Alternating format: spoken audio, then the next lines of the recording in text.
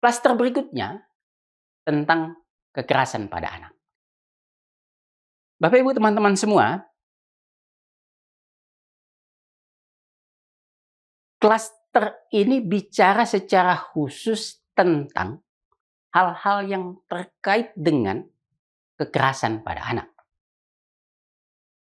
Pertama, negara wajib melindungi anak dari segala bentuk kekerasan dan eksploitasi termasuk penelantaran. Jadi, klaster ini bicara tentang perlindungan anak dari segala bentuk kekerasan, eksploitasi, penelantaran. Apa itu perlindungan anak? Perlindungan anak adalah langkah-langkah dan upaya untuk mencegah dan menangani kekerasan, eksploitasi, penelantaran, dan perlakuan salah pada anak. Jadi ada upaya pencegahan, ada upaya penanganan. Isunya kekerasan, eksploitasi, penelantaran. Kekerasan, ada kekerasan fisik, ada kekerasan psikis atau mental atau psikologis, ada kekerasan seksual. Eksploitasi, ada eksploitasi ekonomi, ada eksploitasi seksual.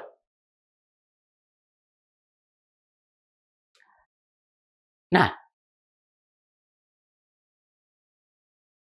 perkawinan anak, teman-teman semua, perkawinan anak itu salah satu bentuk dari kekerasan pada anak, termasuk juga eksploitasi pada anak di situ.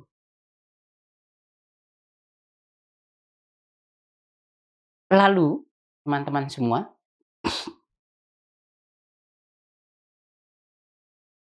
ada satu kekerasan juga.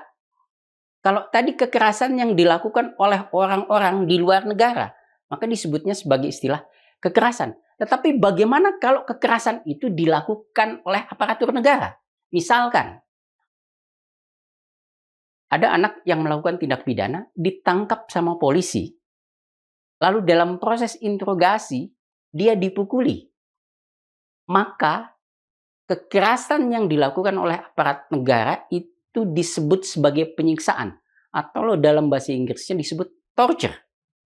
Tetapi kalau polisi itu, misalkan polisi, sedang tidak bertugas, lalu memukul anaknya, itu tidak dikategorikan sebagai penyiksaan. Istilahnya bukan penyiksaan, tetapi istilahnya adalah kekerasan biasa. Atau dalam bahasa Inggrisnya disebut abuse.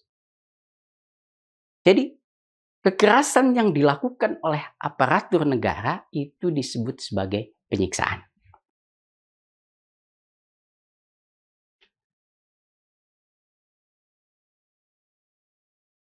Jadi, teman-teman semua, itu soal penyiksaan dilakukan oleh aparatur negara.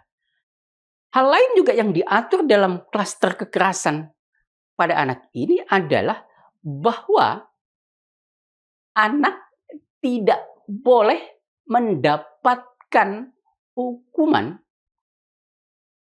badan atau hukuman fisik atau hukuman lain yang merendahkan martabat.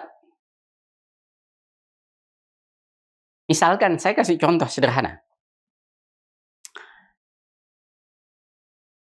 Dalam praktek pendidikan kita, dahulu kala, mungkin hari ini sudah tidak terjadi. Kalau anak terlambat sekolah, dia dihukum untuk lari keliling lapangan, entah berapa kali puluh putaran, atau dijemur di terik matahari, atau disuruh membersihkan WC. Itu adalah bentuk tadi lari keliling lapangan,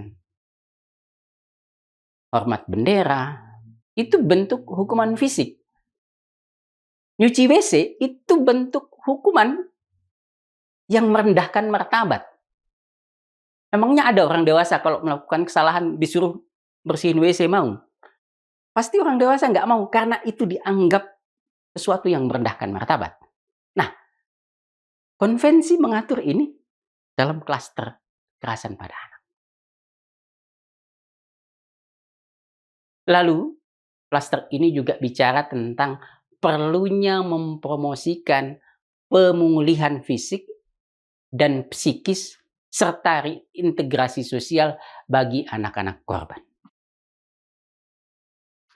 Jadi, itu klaster ke-5.